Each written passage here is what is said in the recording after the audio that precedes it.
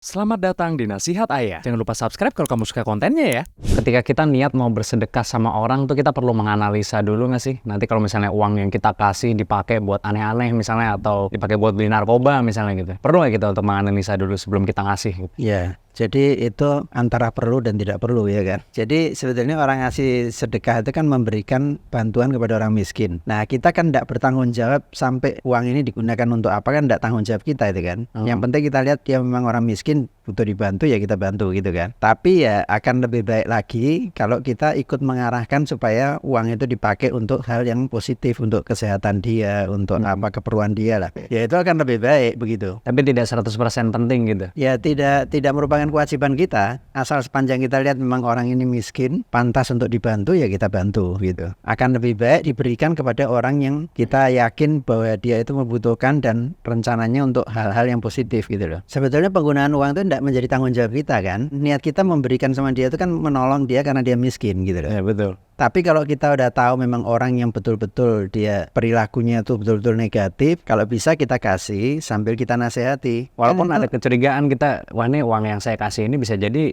untuk dia beli narkoba lagi nih misalnya, atau dia beli miras lagi misalnya gitu. Ya kan kita curiga kan, curiga.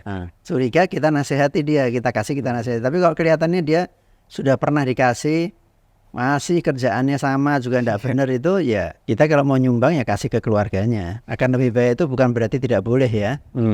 Akan lebih baik lagi ya. Apa langkah awal untuk seorang pendosa yang mau mulai mendalami agama? Dia cari guru.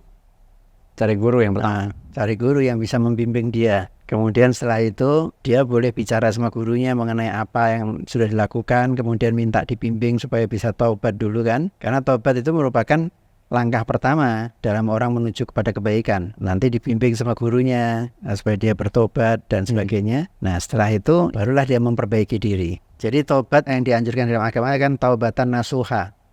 Artinya taubat dengan disertai keinginan yang kuat untuk berhenti tidak melakukan perbuatan yang sama, dosa yang sama ya kan. Kemudian dia mengisi kehidupannya itu dengan kebaikan-kebaikan ya kan, menolong orang ya. Terus sholatnya 5 waktu dijaga, nanti dia akan ditolong oleh Allah. Dengan taufik Allah, maka orang ini akan ditunjukkan jalan-jalan yang untuk menjalani kehidupan yang baik itu dengan mudah gitu.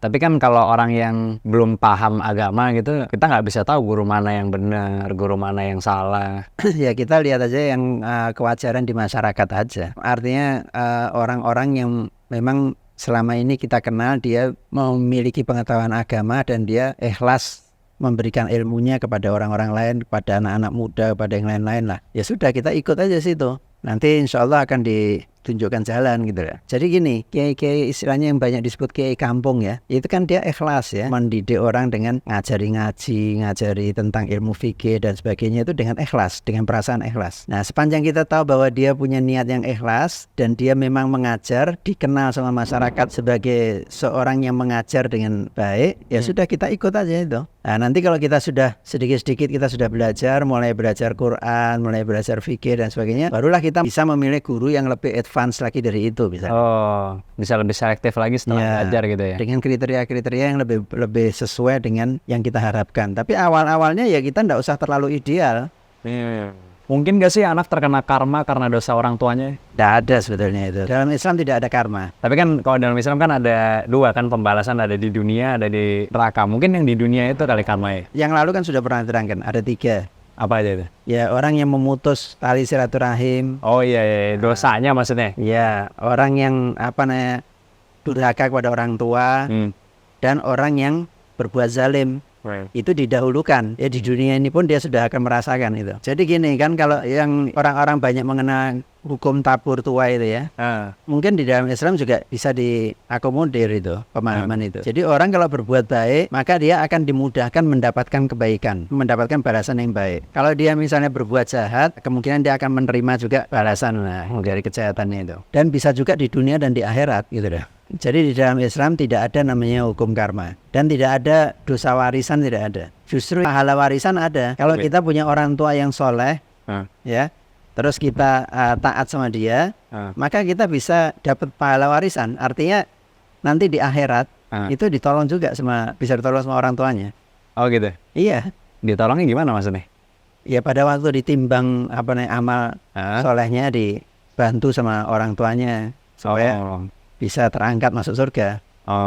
Nah itu ada dalam Islam begitu. Dalam Quran, ya dalam Quran. Orang tua yang soleh ketika dia mendoakan, ya Allah berikanlah supaya anak-anakku, istri-istriku semua masuk ke dalam surga bersama denganku.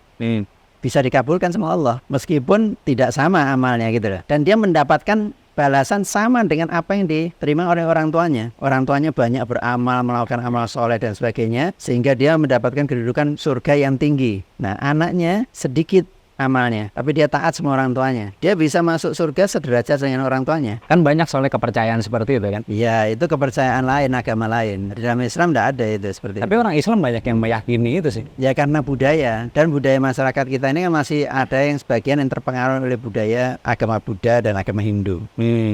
Nah itu masih kebawa kadang-kadang, ya kan. Tapi orang Islam, di dalam ajaran Islam tidak ada itu. Harusnya orang Islam paham bahwa dosa itu individual sifatnya gitu ya. Ditanggung sendiri-sendiri. Yang mana yang harus didahulukan?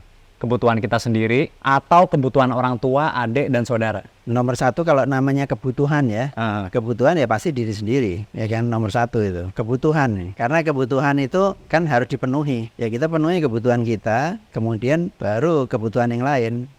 Orang tua itu wajib sebetulnya, ya kan. Jadi orang itu jangan selalu berpikir dalam posisi kekurangan. Dia harus berpikir bagaimana caranya supaya hidup tidak kurang dan dia bisa membantu orang tua, membantu saudaranya. Itu penting sekali itu. Ini kan kamu kan memberikan contohnya yang ekstrim, ya kan. Jadi contoh yang ekstrim. Kalau sepanjang itu semua bisa diatur, sebetulnya hidup ini bisa juga orang dengan biaya hidup yang lebih rendah itu bisa kan menekan, mengurangi keinginan-keinginan gitu kan. Kadang-kadang orang keinginan dianggap sebagai kebutuhan, ya kan, sehingga dia hidupnya jadi sedikit lebih mahal, membutuhkan biaya yang lebih tinggi dan sebagainya gitu kan. Tapi sepanjang itu kebutuhan dia, ya memang harus diutamakan Dirinya sendiri dulu gitu. Iya, dirinya sendiri.